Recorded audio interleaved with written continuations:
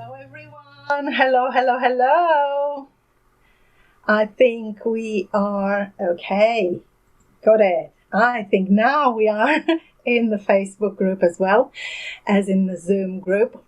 Hello, everyone, and welcome to our second show, Energy Alignment Show, with Stephanie and me, Beatrice. I am one of your hosts, and my name is Beatrice Marco from Mind, Body and Soul Align. Stephanie, do you want to introduce yourself? I'm Stephanie Thompson. I'm Stephanie Thompson Coaching. I help new coaches get their business established. What else to do? Get the business established, program launched, globally visible, because we can do that nowadays with technology, and attracting clients so we can all make a profit. So that's what I'm up to. Beatrice, introduce yourself. Say what you do, Angel. Yes, I am an energy mentor. I'm actually a management accountant turned a human design specialist and energy mentor. See, I even forgot I was a management accountant in a past life.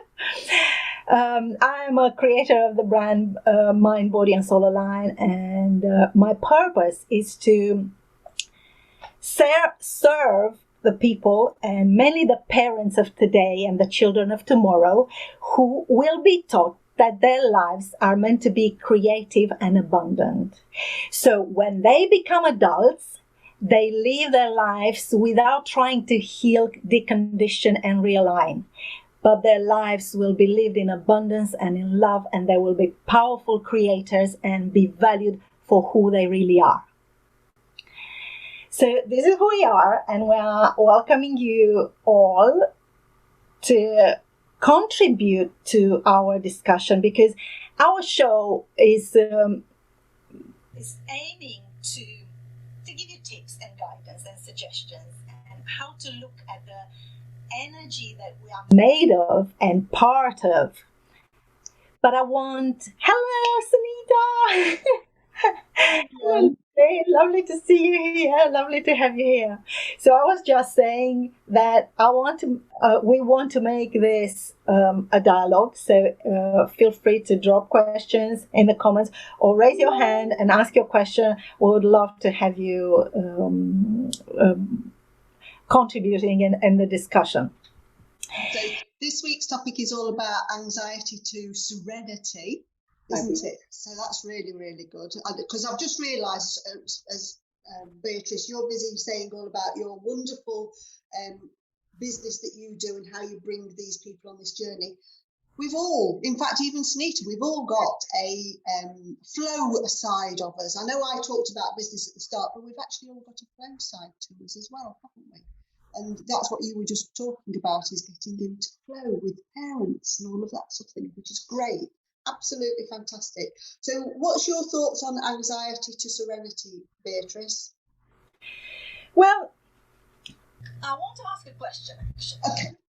Do you people know that the latest research is showing that the year 2021 is the worst year on records for well-being? Because people are reporting feeling sadder and more anxious than ever. And, well, no wonder. No wonder. Yes, absolutely. Isolation. No wonder. Yeah.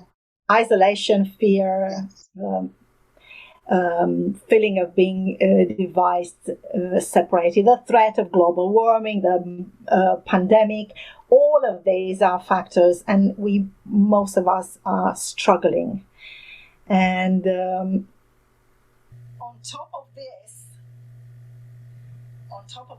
we are surrounded by energy, by forces that are kind of like not quite under our control, but it would be good to be under our awareness.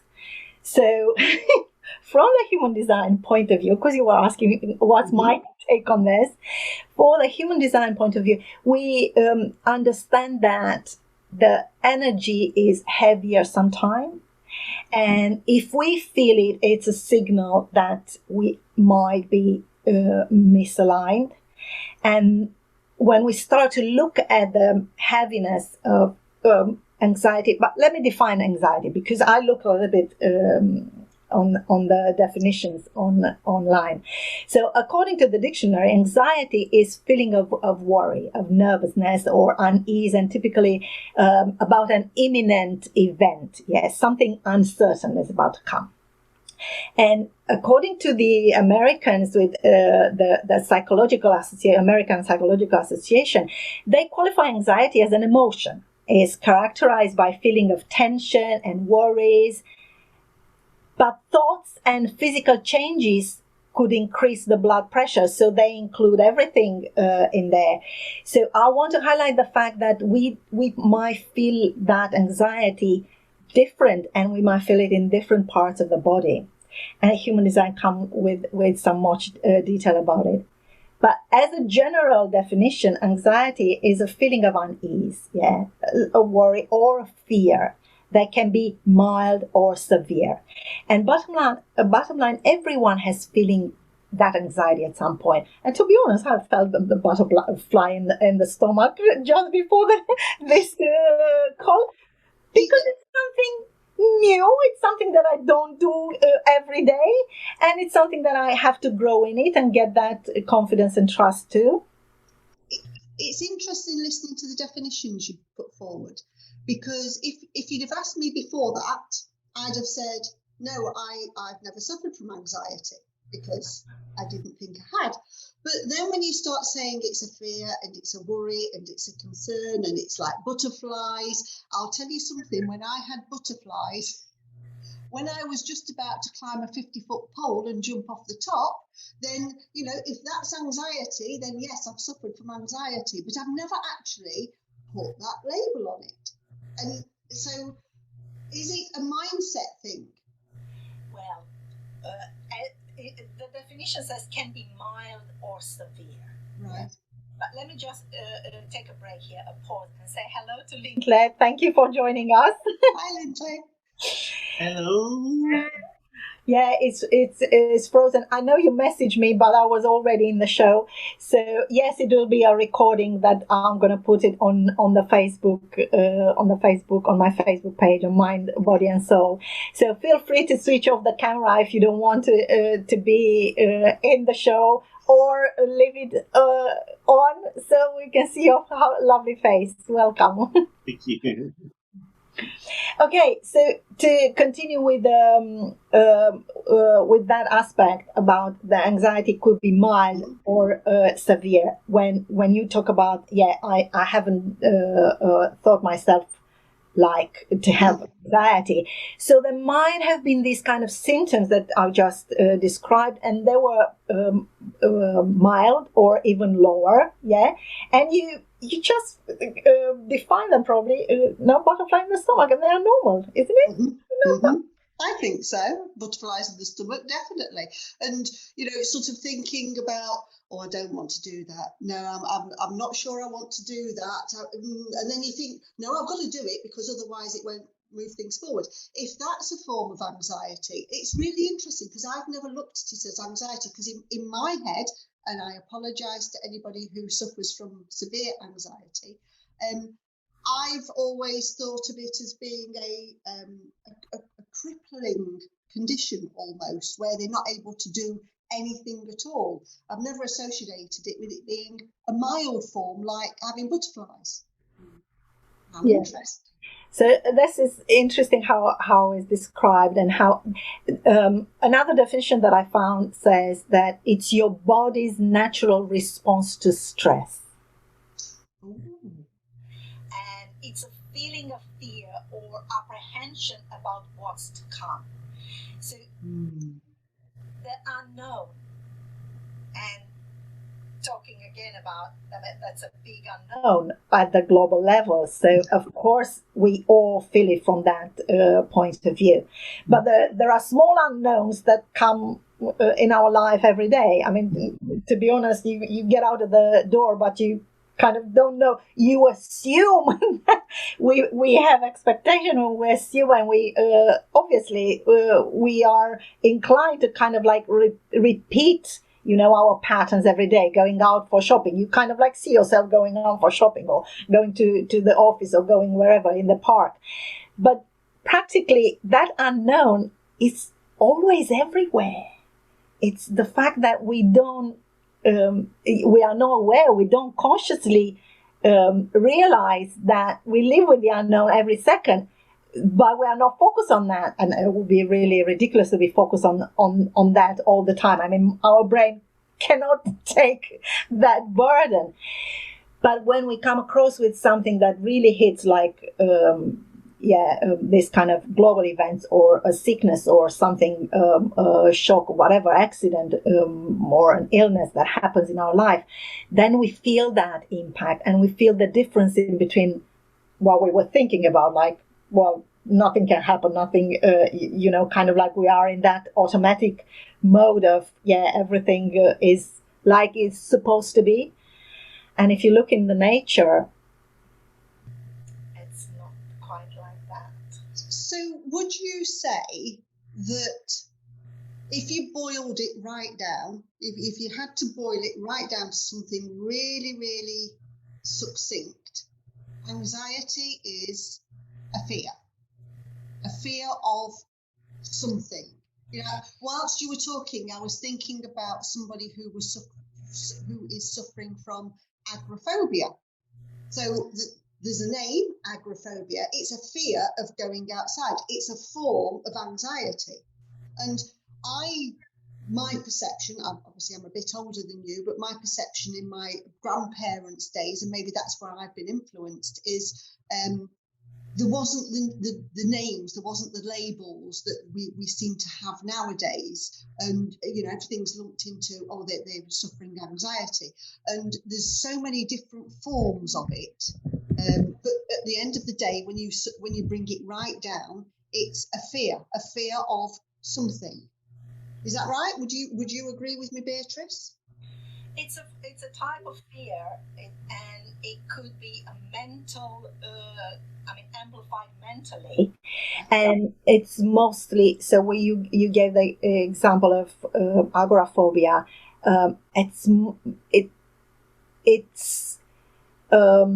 yes, that the white spaces, when we go there, so you see the symptom, but that has an unconscious aspect there. Mm. Well, our mind is taking us into why is that happening? Why is that happening? So, and that can cause even much more anxiety at the, much more stress in our minds further. But if we look at it, it's something like a signal that the energy in the body it's not aligned, and search for tools that help get relief or overcome, or use whatever term you have.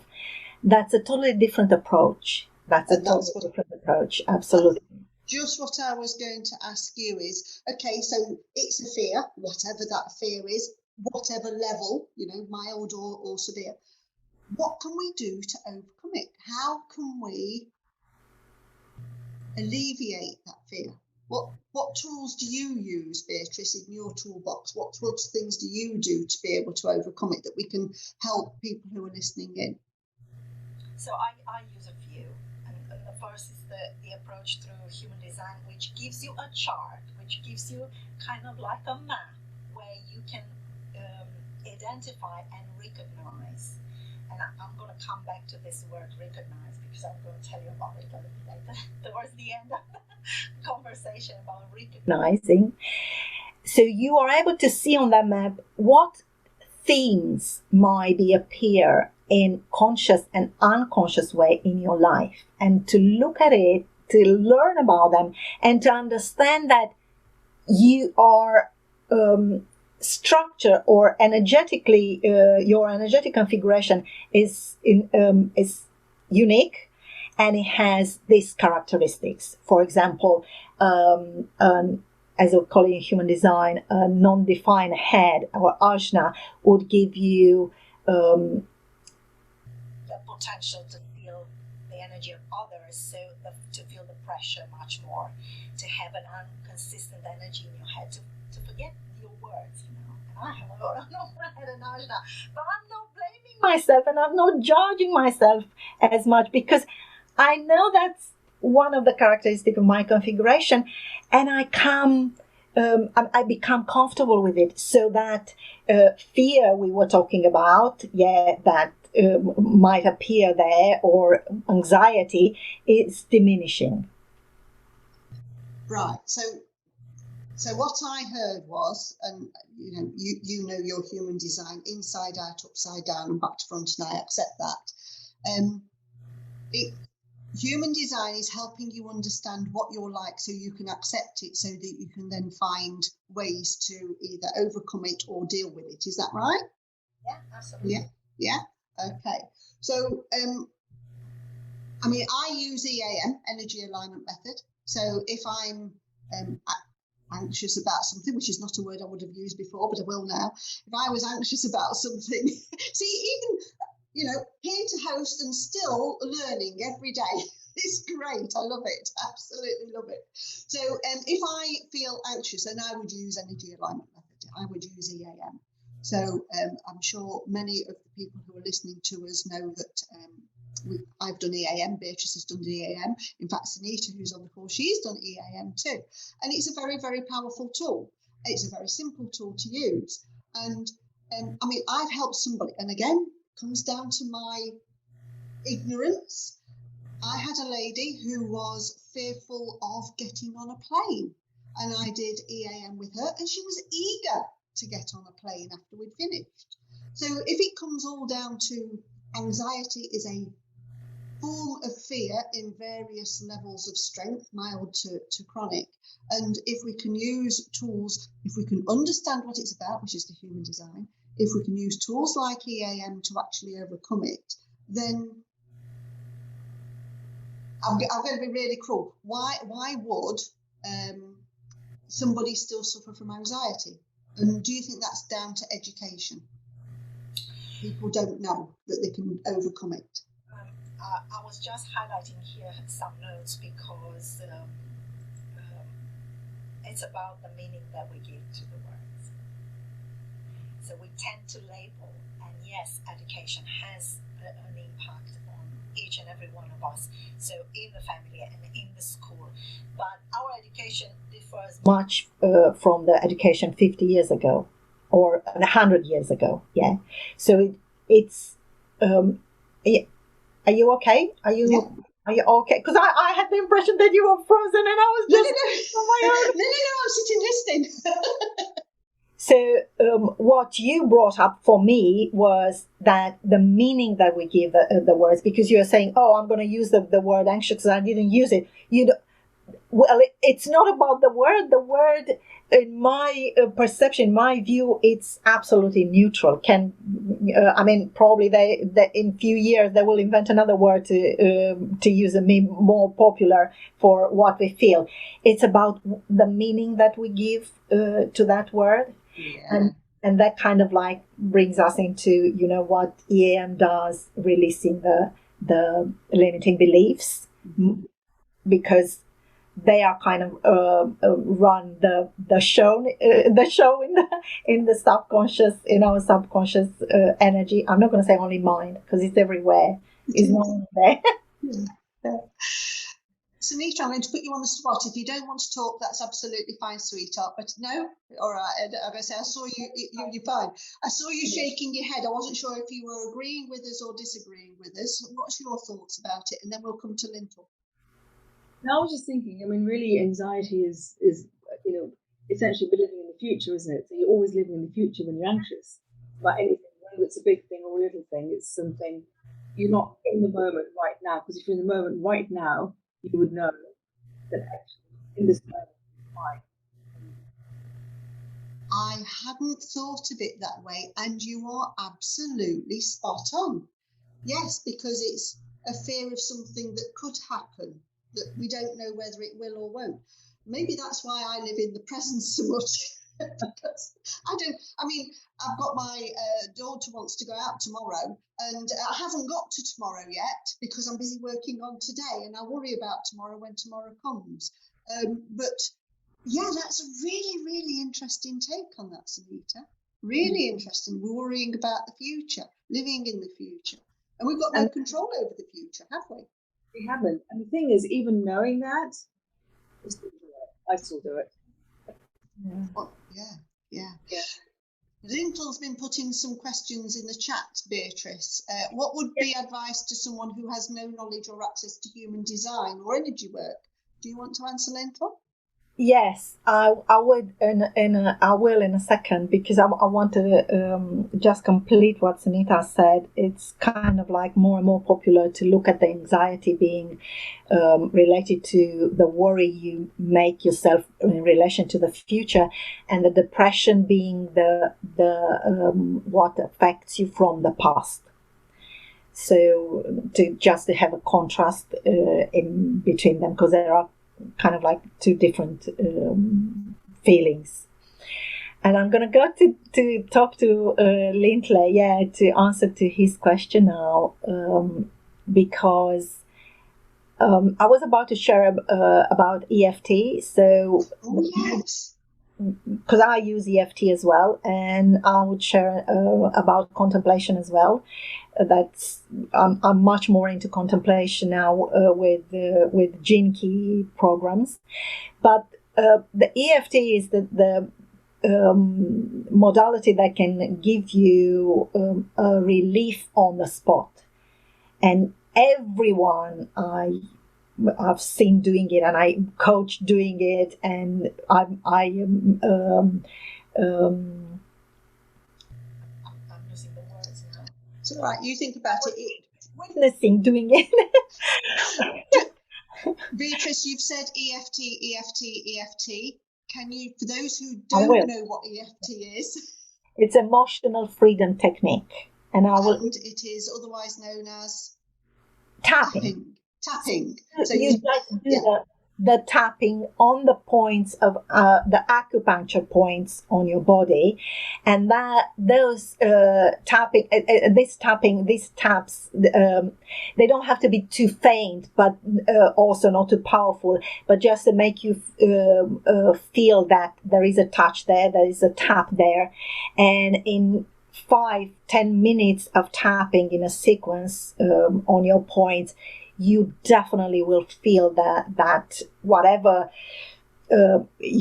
heightened fear or anger or upset or whatever you feel, it's calming down. That is proved already by millions of people that they are using it, and they are using it successfully. So this is one of the most, in my experience and many others, the easiest to use, especially when you don't have to dig for, allow time and work on with other modalities like EAF, to investigate, to explore a little bit. When you are really you are angry, or you are upset, or you are anxious, that really gives you a fantastic result in minutes. Brilliant stuff. So we've come up with thinking about things differently. We're talking about human design and accepting who we are. We're talking about EAM for aligning energy. We're talking about EFT, which is tapping the meridian points. So there's lots and lots of different ways that we can move ourselves from anxiety to serenity. Is that what we're saying? Yeah. You mentioned contemplation, Beatrice. What's that about then, Angel? The contemplation sits somewhere between focus, concentration, and meditation. Oh, right.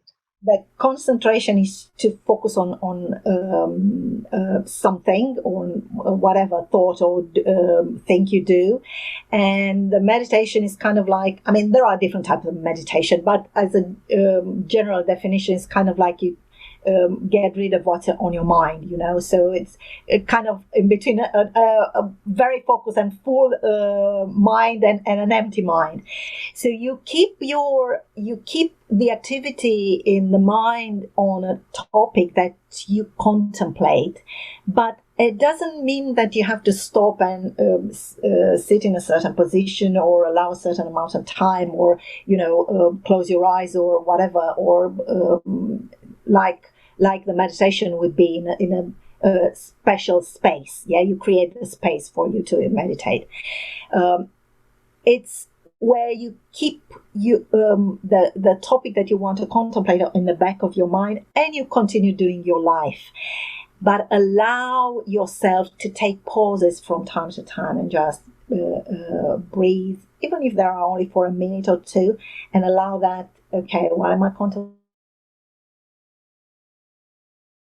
today? Okay, I'm contemplating whatever you want to. How aware I'm of my anxiety, for example.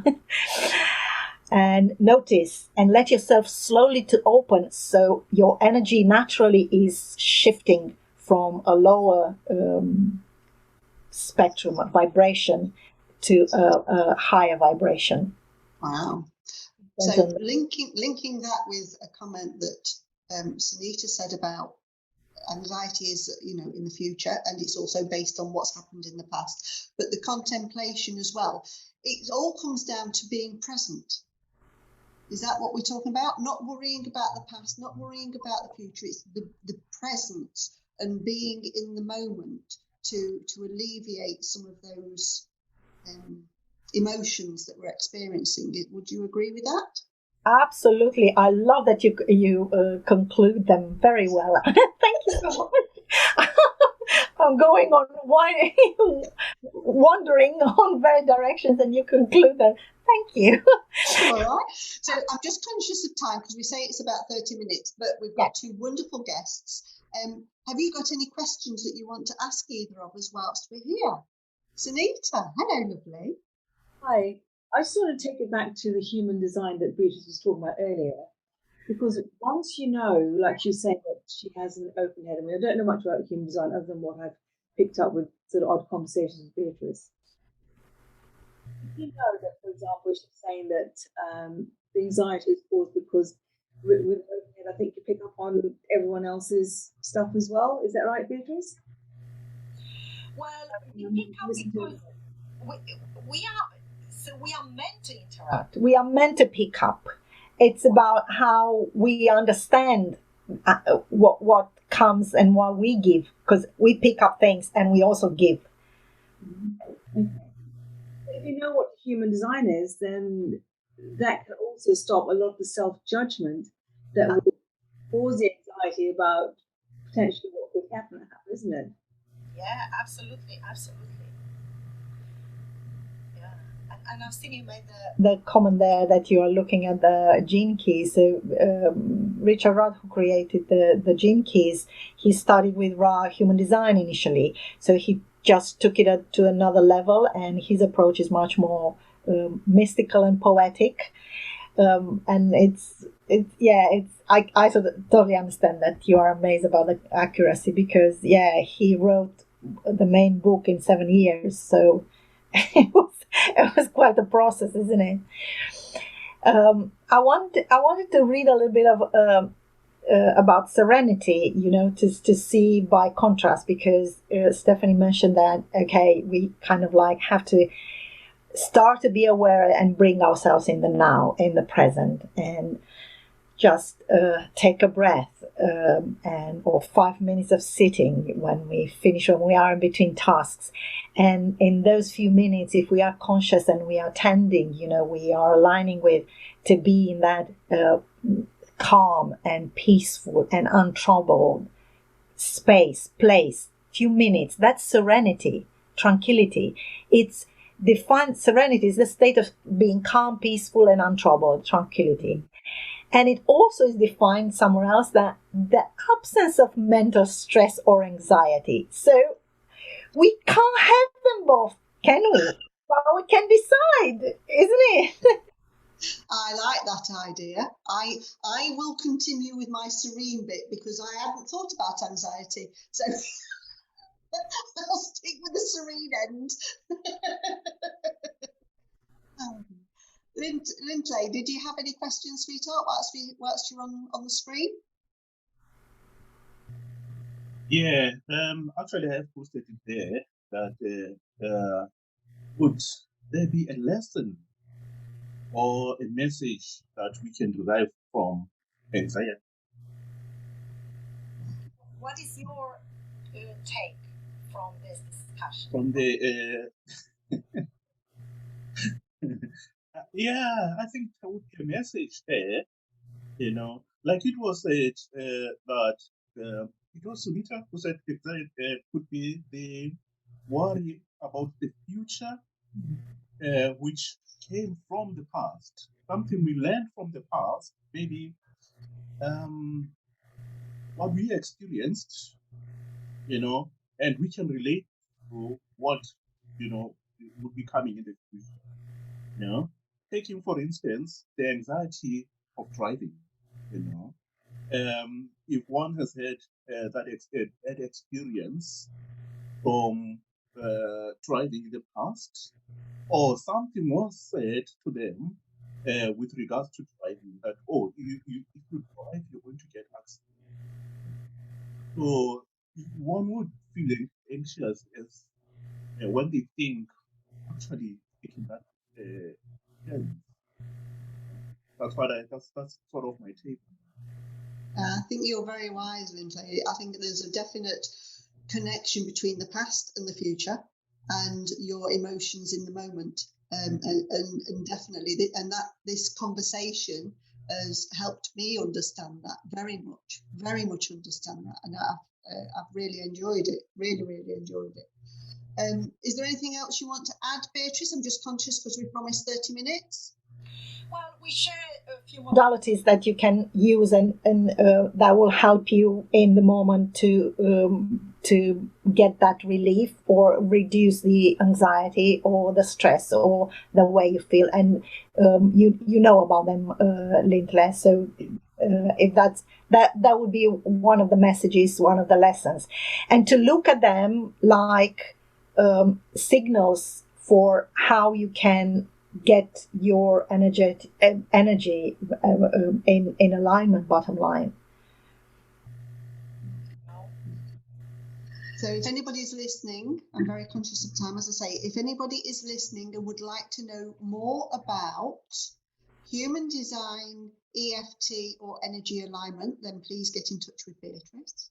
Is that right, Beatrice? Yes. And if anybody wants to know about energy alignment or abundance, then please get in touch with Sunita. I do energy alignment and business. And is there anything we can offer for you, Lindsay? Energy alignment. Energy alignment sounds good. So if any of us resonate with you, then please do not hesitate to get in touch. We would love to support you all. And that's me for today. Beatrice, you've got the last word today. Thank you so much. I'm planning to host a webinar next week, so keep an eye on the posts on my Facebook page, Mind, Body and Soul Align, because the webinar will be about recognizing your fear. Do you remember that I said I'm going to come back at the end of our conversation about this recognizing, because it's many of us have some symptoms and we do not recognize that these are symptoms, that are some unconscious fears there. And that's it's one type of fear, and I'm going to discuss it a bit more during the webinar. It's going to be an hour and a half, and Thursday on 16th September at 5 p.m. And I'll put the posts to let you know all the details. But thank you so much for being with us today, Lindsay and Sunita. That has been lovely. It's been fantastic. Thank you so much. To see you all soon. Bye. Love. Bye-bye.